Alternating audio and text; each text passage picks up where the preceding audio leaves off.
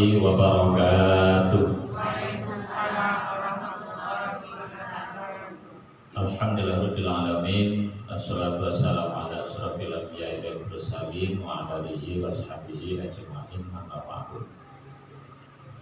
Ibu-ibu yang saya hormati, khususnya kepada Ketua PKMT, Sekretaris beserta seluruh pengurus yang hadir. Baiklah ya, pertama kami ucapkan terima kasih atas kehadiran emak-emak yang luar biasa ini. Barusan saya menghadiri mengukuhkan persatuan balik Kabupaten Liga yang ketuanya Ustadz Amin, karena di provinsi saya ketuanya. Langsung pada materi. Nanti saya ingin perbanyak tanya jawab Bu ya. Tanggal 28 Agustus bulan kemarin saya mengisi kegiatan di Anambas. Saya dikagetkan polisi menangkap PSK online. Saya pikir hanya di Batam. Kalau di Batam sudah biasa, mungkin bukan hanya Batam ya, kota besar itu udah biasa itu. Ternyata dah masuk pula ke Tarempa. Tahu nggak Ibu? Tarempa ini kabupaten yang paling kecil. Kalau Lingga ini dah kota nih Bu. Bu kalau tahu aplikasi PSK anak-anak yang mecek, di aplikasi Bu ada di HP, Bu hati-hati. Persoalan itu bukan anak-anak kita, suami Ibu perlu dijaga juga. Ibu yang saya hormati. Nah, saya ingin pesan itu begini Bu. Pertama, ternyata kejahatan seksual yang dikatakan kejahatan seksual karena di bawah umur sebenarnya. Kalau di atas 19 tahun, kalau suka sama suka, istrinya tak ngadu, tak masalah dia. Ya, kecuali ibunya ngadu.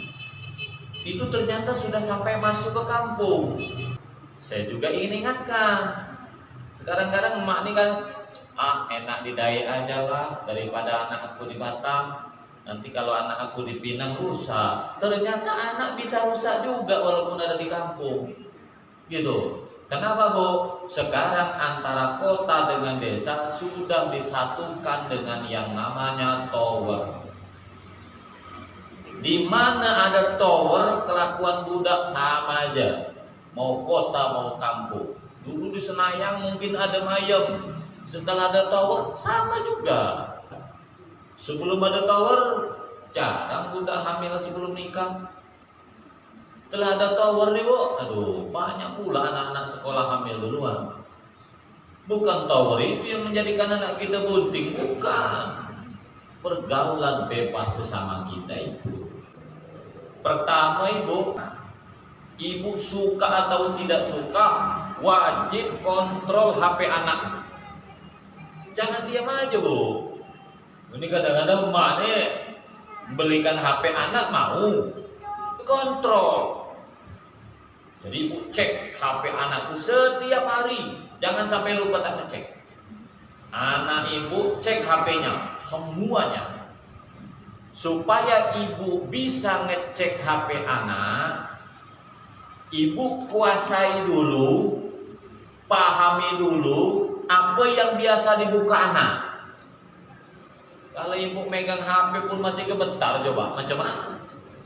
Ibu harus bisa dulu. Terutama yang populer tuh Bu ya, yang disebut medsos tuh ada Facebook, WA, Twitter, IG, Instagram, ya macam-macam. Ada Line, ada Mecet, macam-macam tuh. Itu kan aplikasi ada, kan total aplikasi itu kalau nggak salah ada 318. Ibu minimal kuasai 9 saja. Ibu pahami betul satu-satu itu. Kalau Ibu tak paham, nanti kursus dengan Ibu Ayu. Ibu Ayu ini paham semua insya Allah. Ibu Ayu ya, ajar ini. Kalau tak bisa Bu, Ibu macam mana ngontrol punya anak? HP center Pak. Nah, tapi anak Ibu HP Android kan? Nah itu Ibu harus bisa Bu. Gini mas saya Bu, Ibu bisa, apa nak ngomong dia? Intinya Ibu harus bisa. Apapun alasannya harus bisa. Itu aja Bu. Tapi saya minta kalau ibu udah bisa, jangan pula ibu rusak pula gara-gara itu. Ini banyak emak rusak kan gara-gara tahu itu pula. Ya, jadi harus bisa.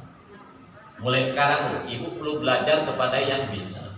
Setelah bisa ibu bisa kontrol punya anak. Rata-rata tahu nggak ibu? Yang rusak ini kan justru orang tuanya cuek. Anak main HP, emaknya diam aja tak peduli. Dan rusak baru dia kalang kabut. Oke ya, itu satu. Yang kedua, pastikan HP anak itu jangan terkunci. Ibu nak kontrol, HP anak dikunci, macam mana kontrolnya? Tahu kunci maksud saya? Password. Supaya HP anak ibu tidak dikunci, dua jalannya. Pastikan HP bapak, emak jangan dikunci juga. Harus sama ini di keluarga itu. Kalau HP bini pun tak bisa dibuka suami, HP suami TV juga bini, anak pun niru. Kita dulu orang tua itu gini, Bu ya. Panggil anak. Nah, pokoknya di rumah ini nak, yang ada dalam atap ini jangan sampai HP-nya ada yang terkunci. Buka semua. Tak usah sembunyi-sembunyi apa yang disembunyikan di rumah tangga. Bini apa takut dibuka suami HP-nya? Begitu juga suami apa tuh takut dibuka bini? Yang takut tuh kalau menyimpang kan? Kalau lurus-lurus kenapa takut? Sama-sama buka. Nah, ketika HP suami istri terbuka, bebas, anak pun akan terbuka juga. Paham maksud saya, Bu? Nah, jadi ngobrol ya dengan anak tuh, bukan. Nah, ketika HP suami tidak dikunci, HP istri tak dikunci, HP anak pun tak akan dikunci. Setiap malam ibu anak ketika tidur buka satu-satu. Cek apa yang dibuka anak saya hari ini. Kan riwayatnya bisa terlihat ibu, apa yang dibuka. Ketika ada yang aneh-aneh, jangan pernah marah. Berhentilah marah-marah dengan anak tuh. Bu, ini dunia sudah berubah. Zaman dulu, Bu, anak dipukul kaki pakai rotan, pang, tak akan lari budak tuh. Tak ada tempat lari, nak lari kemana? Paling tempat neneknya, tempat ato. Zaman dulu, sekarang banyak pelarian, Bu. Bisa lari ke Dapur, ke Batam, ke Pinang, atau lari di HP. Kan HP itu pelarian juga. Nah, jadi Bu ya, ibu cek satu persatu. Nah, gitu Bu. Kalau ada yang aneh-aneh, jangan budak lagi langsung dibangunkan, dipukul kepala dulu, jangan. Setelah bangun pagi, sudah agak damai, sudah makan kenyang-kenyang, dipanggil anak tuh bicara dari hati-hati, nak, makmu semalam nengok ini, itu apa maksud saya? Mak tak akan marah, nak. Harus begitu, Bu. Ibu pokoknya ngadapi budak tuh sabar, sabar. Bu, kalau ibu marah-marah, nanti benda-benda yang tak bagus di HP itu, Bu, cepat hapus, ibu macam mana ngontrolnya? Ibu misalnya nih, gara-gara anak ada yang ketahuan tak baik, ibu marah. Besok dihapus dia. Ibu susah lagi ngontrolnya, Bu ya. Jadi sebajingan apapun anak, ibu tak boleh marah. Walaupun kalau anak yang paham, ketika ibu sedang marah dengan anak, ibu itu kan marahnya dengan suami sebenarnya. Karena dengan suami tak marah, anak pula jadi sasaran. Nah, cuman kan anak tak semua paham, itu masalahnya. Oke, ya, ibu supaya anak tidak ngunci HP-nya, dua sarannya ya. Sesama orang tua, HP-nya jangan dikunci. Yang kedua, jangan mudah marah. Oke, jelas ya? Itu caranya Pak ya, kontrol HP anak. Yang kedua, ini kan kalau dikembalikan ke PSK online di karangan antar pelajar. Bu, anak mau jual diri menggunakan online itu. Karena begini Bu, kalau menjadi PSK maaf di tempat hiburan, KP dan segala macam, itu kan kelihatan terbuka, mangkal segala macam. Kalau di HP mana tahu kita? Jadi nggak ada yang tahu. Tiba-tiba masuk pesanan ada di sini ya, ibu kan nggak tahu. Paling 1 jam kan nggak tahu. Makanya beberapa penelitian di Jakarta itu justru pulang sekolah. Di Batam kan pulang sekolah juga. Balik sekolah jam 4, jam 2, balik jam 4. Siapa yang tahu hanya 1 jam? Itu Bu, ibu perlu hati-hati. Nah, oleh karena itu, Bu ya, 1, ibu pahami motivasinya. Pasti anak itu sudah rusak duluan. Kalau untuk jualan ya, maka ibu pastikan anak jangan pacaran. Bu, kalau anak tidak rusak duluan, jarang Bu yang mau jual diri. Karena sudah rusak duluan, belum mau dia. Kalau orang masih suci Bu, tak akan mau nih sekedar duit 300 sampai 500. Cuman kalau sudah rusak, daripada aku rusak oleh cowok pun tak dapat apa-apa, ini aja yang enak. Ibu pastikan anak jangan pacaran. Ibu kan tak tahu anak mojok sana, mojok sini, nanti akibatnya fatal. Itu 1. Yang kedua, motivasinya biasanya uang, konsumtif. Gini, ibu pahami perilaku anak. Perilaku anak itu begini Bu. Ibu kan tahu, ini anak saya belikan HP murah. Kok tiba-tiba anak saya punya HP bagus?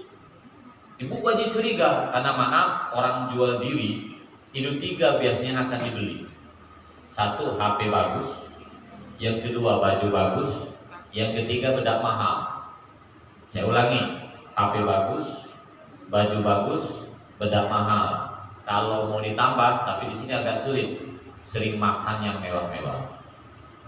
Kalau mau ditambahkan kalung, emas, jam tangan, benda-benda lainnya. Ibu pastikan itu, ibu cek anak itu. Jadi ketika anak tiba-tiba beli baju baru, ibu perlu tanya, nak, ini baju dari siapa? Beli dari mana? Pakai duit siapa? Jangan diam aja. Begitu juga HP.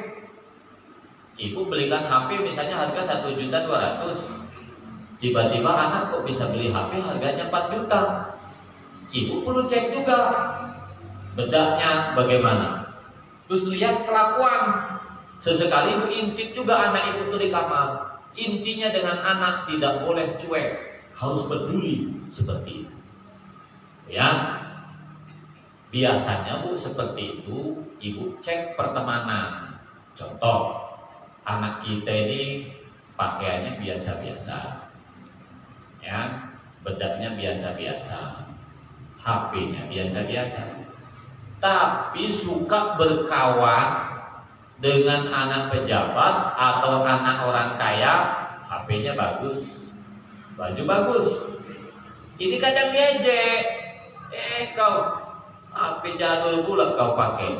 Nah gitu Bu, diiming-iming. Nah ini caranya. Nah gitu. Maka ibu harus hati-hati dengan pertemanan anak ibu. Nah sekarang sudah pertemanan.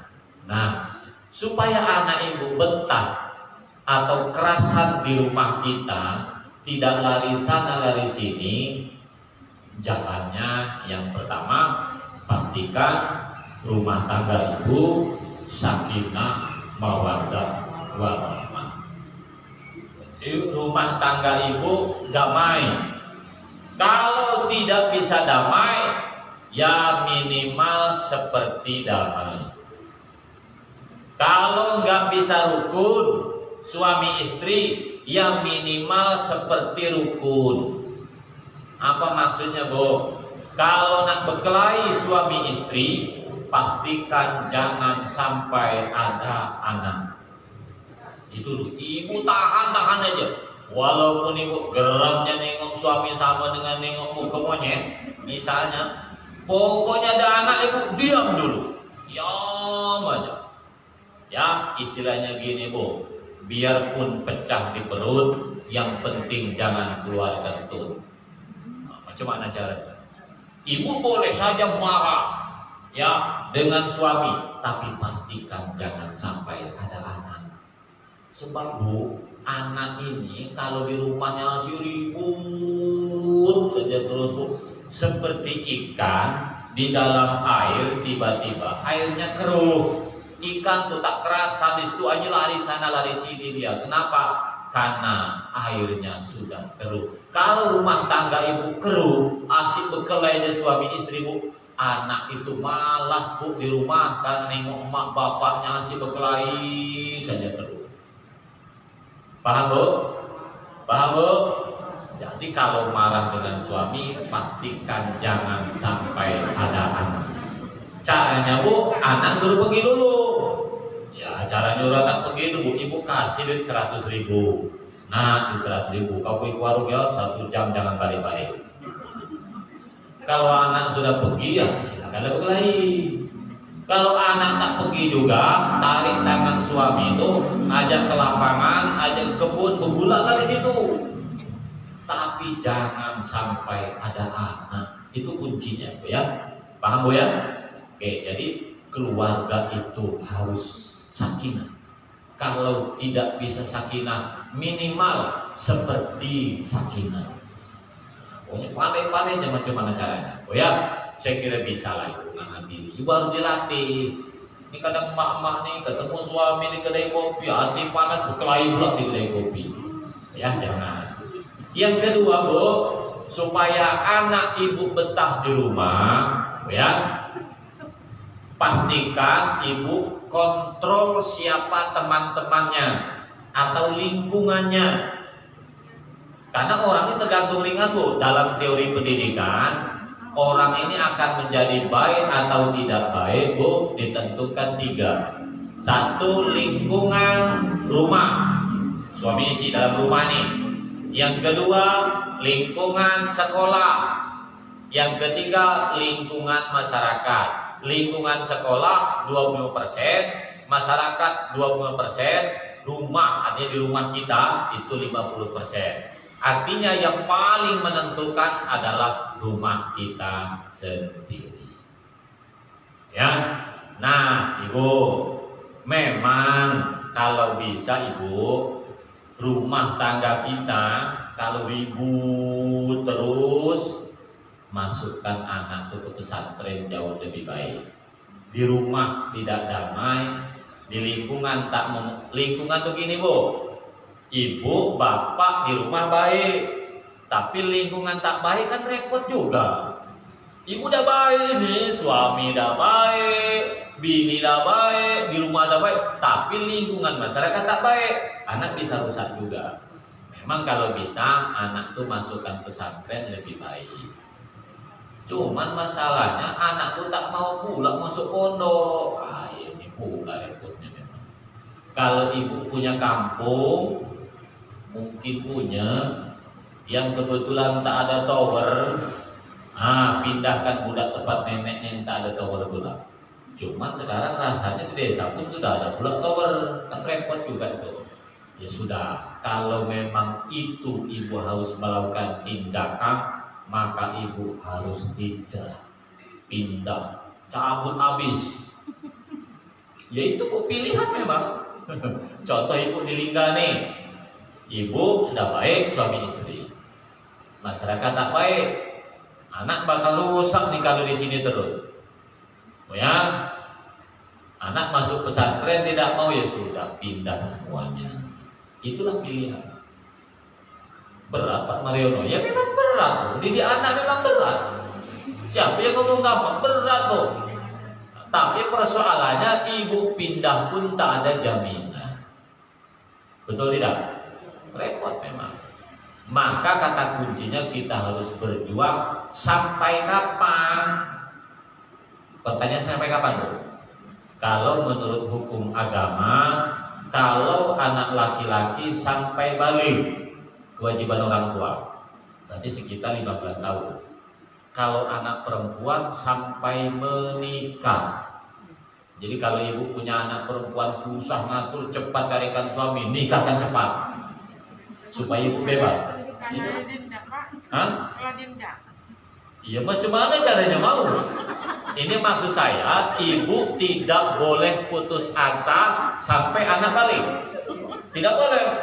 Ibu bisa mengatakan percuma nabung, tak bisa bu. Ibu sedegil apapun anak, ibu tidak boleh putus asa sampai anak balik. Laki-laki ya, kalau perempuan sampai menikah. Kalau menurut undang-undang sampai 19 tahun. Intinya gini bu, lewat 19 tahun budak tuh nakal-nakalah, menurut undang-undang dia sudah bertanggung jawab atas dirinya sendiri. Tapi kita patokan hukum agama 19 tahun bagi laki-laki, wanita sampai menikah. Ya, tapi kalau sudah menikah, dosa anak siapa yang bertanggung jawab? Suami. Tapi kalau belum nikah siapa? Orang tua. Maka ibu tidak boleh putus asa. Jadi pastikan lingkungan ibu. Kemudian ibu-ibu yang saya hormati, ke depan bu ya, memang Ibu Megawati, Bu Ayu dan yang lain, anak ini perlu dibuatkan wadah majelis taklim khusus anak-anak supaya anak ini mau berkumpul. Kalau anak-anak suruh bergabung dengan gitu, ayo pembinaan remaja, gabung mak-mak, awalnya rame. Tapi ketika mulai acara hilang, satu hilang nanti udah tuh. Betul tidak? Maka caranya memang perlu dibentuk pengajian khusus remaja supaya anak mau kumpul. Kalau digabung dengan ibu-ibu tidak mau dia. Tidak tahu lah, heran saya. Pokoknya tak mau, macam air dengan minyak itu. Awalnya kumpul. Awalnya paling kumpul ketika ada snack, gitu kan? Ada hadiah. Ketika duduk nanti hilang, hilang satu. Kenapa bu perlu ada tempat berkumpul? Begini bu, kalau ibu tidak siapkan wadah mereka berkumpul, mereka membuat wadah suka-suka dia. Gitu. Maka kalau perlu ke depan ibu bentuk majelis taklim khusus remaja di bawah asuhan BKMT. Kita paling nanti nyumbang seneknya, mungkin kalau ada robana yang nyumbang robana, biarlah anak latihan robana. Orang tua jangan ikut campur nengok. Mau bu kalau sesama dia, tetapi sesama dia. Kalau digabung dengan kita tidak akan pernah mau.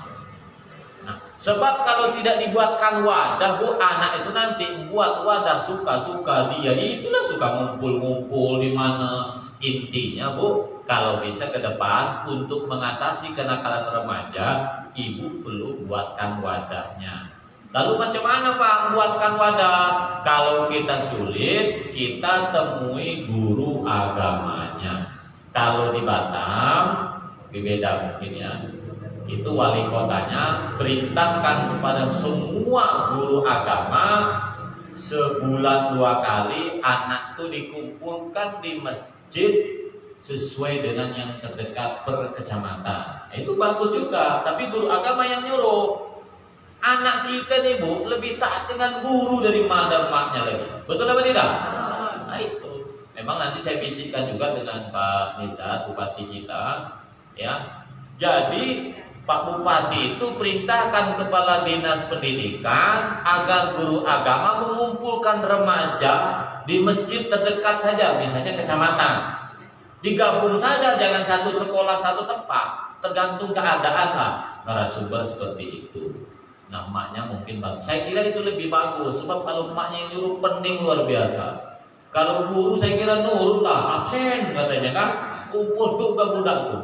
Memang harus penguasa juga nampaknya yang turun tangan. Tapi nggak tahu lah ya, tapi itu di Batam ya, nggak tahu kalau di sini.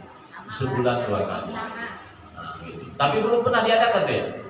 Nah, nanti saya bisik lagi. Mudah-mudahan COVID segera pergi aja bu. Ini COVID terus ini, kita agak repot juga. Ya, memang itu sepertinya yang bisa mengatasi anak kumpul, ya. Tetapi bu, itu juga bukan jaminan, ya bu ya. Tetapi yang paling menentukan sebenarnya keluarga. Oke, semalam saya di Dabo juga misi pengajian seperti ini. Menurut emak-emak sana, Pak, sebenarnya Mak, kalau kami ini kurang tepat juga. Dia bilang, kenapa ini sudah nenek-nenek kami ini Pak, jadi perlu anak kami ini juga dibina. Ternyata cucunya apa yang saya sampaikan, terutama kecanduan game banyak terjadi. Tapi ibunya ada yang berstatus nenek, sudah ada? Kalau ibu nenek berarti omongin juga anak ibu tuh, biar anak ibu ngomongnya anaknya.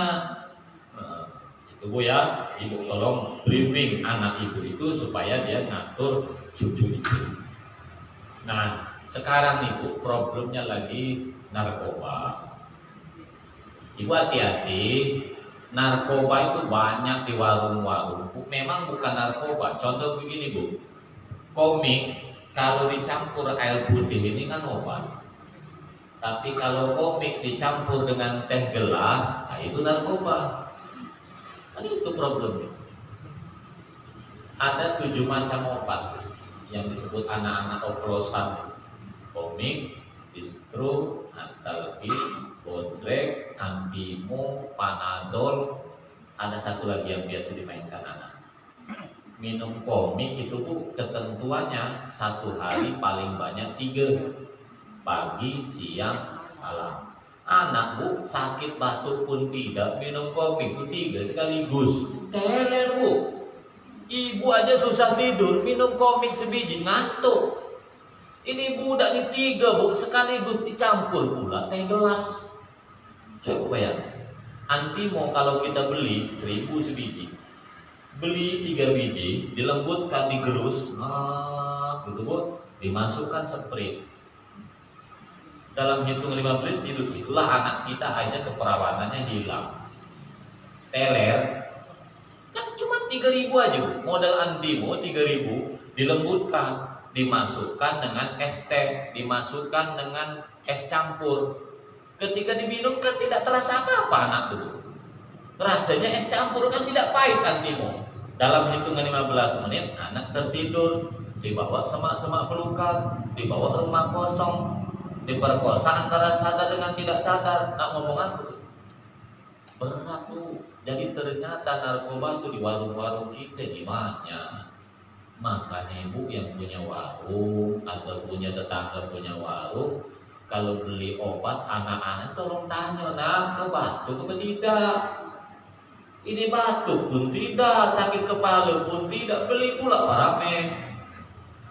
Itu persoalan ini. Memang kalau nanti cakap tuh penting juga kita di sini. Ibu ya, Ibu hati-hati. Panadol banyak Bu di sekitar rumah Ibu. Cek. Makanya Ibu tidak ada salahnya kalau anak baru pulang sesekali cium mulutnya, bau obat apa dia. Jangan Ibu jangan sampai lagi cium. Ada nggak rasa bau obat atau apa? Ngelem, iPhone, Asahi dan segala macam. Yang ketiga lagi anak-anak kita banyak kecanduan game online. Betul apa tidak? Nah, game online itu hati-hati, bisa merusak anak kitanya, sarafnya rusak. Pastikan anak kita jangan sampai kecanduan game online. Bagaimana supaya anak jangan kecanduan game online? Bolak-balik cerita, emak dengan bapaknya jangan kecanduan dulu. Wih, ini bapak pun sama gitu, dia malah udah pun ikut juga. Ini memang dari orang tua dulu ini memang, ya orang tua pastikan orang jangan kecanduan anak, sama anak juga karena link pertemanan ini. Karena begini Bu, gimana? Gara-gara sekolah daring ini pula, ya. Susah juga nak cakap ini sebenarnya Bu ya. Ini kan maksud sekolah itu, sekolah daring itu kan untuk mengatasi karena tidak bisa tatap muka. Lo anak buka HP itu kadang-kadang daringnya 30 menit, main gamenya pula 3 jam.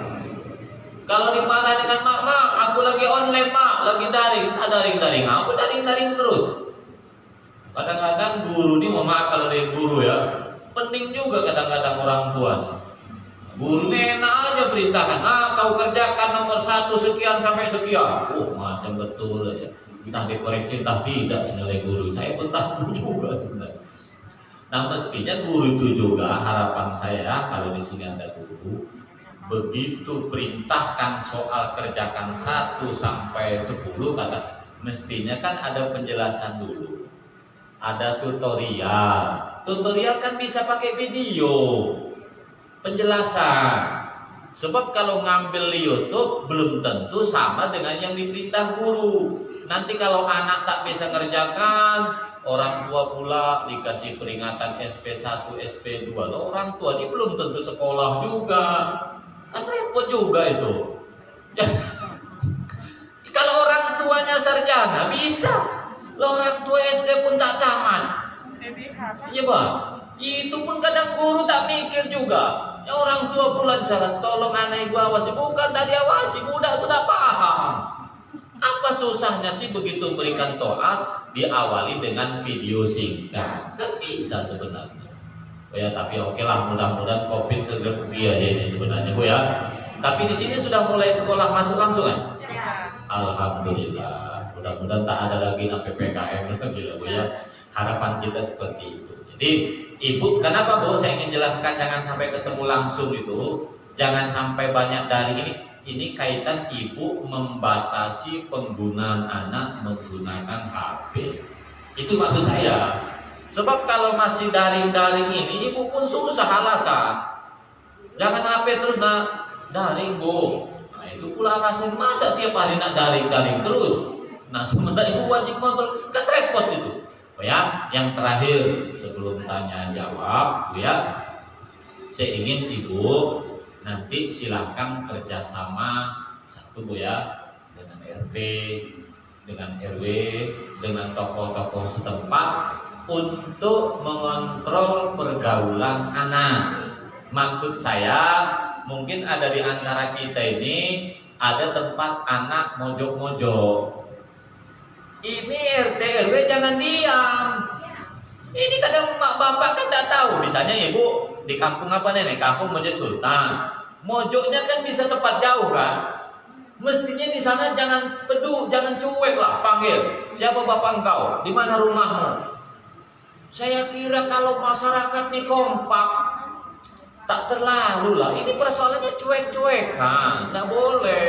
Karena intinya kita harus kerjasama menyelamatkan anak kita. Ibu-ibu, dalam undang-undang semua anak adalah anak kita.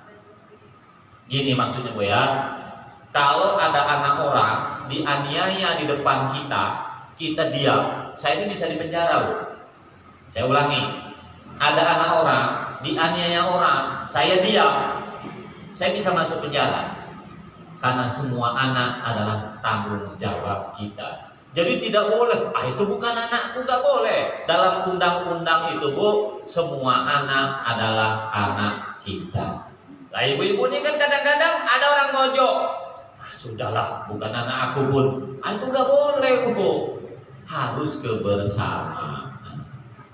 Oke, saya buka termin jawab, tanya jawab. Silakan Ibu yang nak bertanya.